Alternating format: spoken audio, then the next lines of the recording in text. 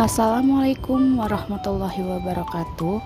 Kami akan mempresentasikan tugas UAS MK Neoscience dengan dosen pengampu Bapak Hadi Setiawan MPD dengan judul Analisa Perkembangan Peserta Didik disusun oleh Ilma dan Khalifah. Perkembangan individu. Perkembangan individu merupakan perubahan yang sistematis, progresif, dan berkesinambungan dalam diri individu sejak lahir hingga akhir hayat, atau dapat diartikan pula sebagai perubahan-perubahan yang dialami individu menuju tingkat kedewasaan atau kematangan. Prinsip-prinsip perkembangan, proses yang tidak pernah berhenti. Semua aspek perkembangan saling mempengaruhi, mengikuti pola atau arahan tertentu, terjadi pada tempat yang berlainan.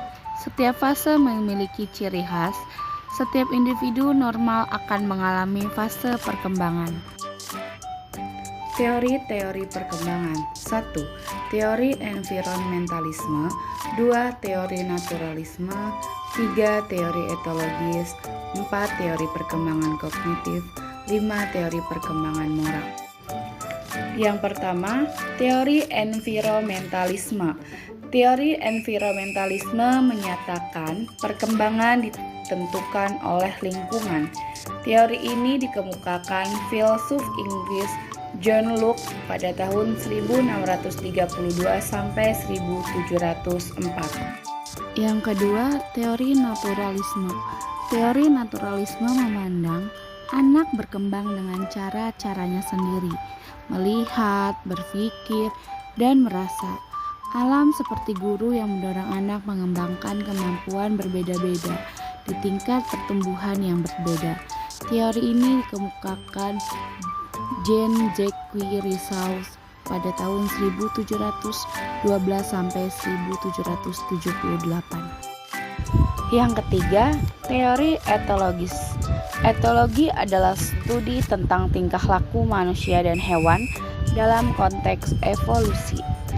Teori etologis dikemukakan antara lain oleh Darwin, Laurent Timbergen, dan Bowlby. Charles Darwin 1809 sampai 1882 menyatakan bahwa perkembangan manusia ditentukan oleh seleksi alam.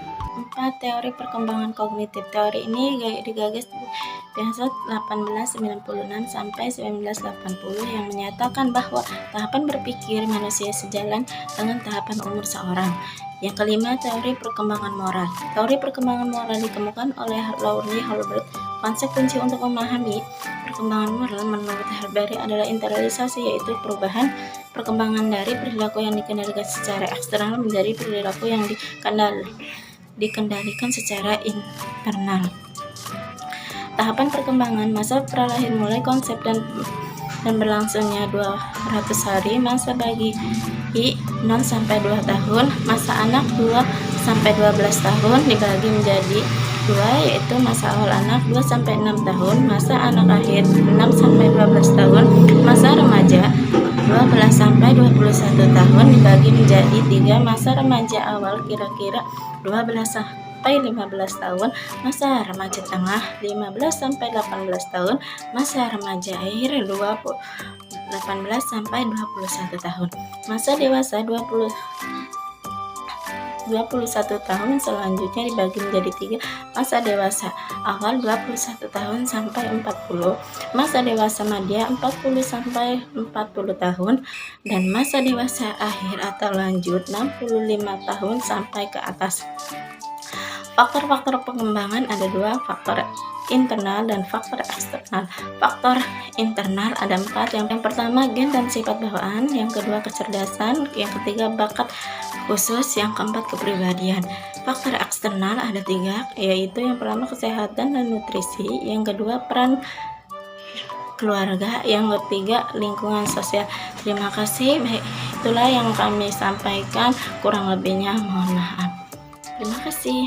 Wabillahi taufiq wal hidayah. Wassalamualaikum warahmatullahi wabarakatuh.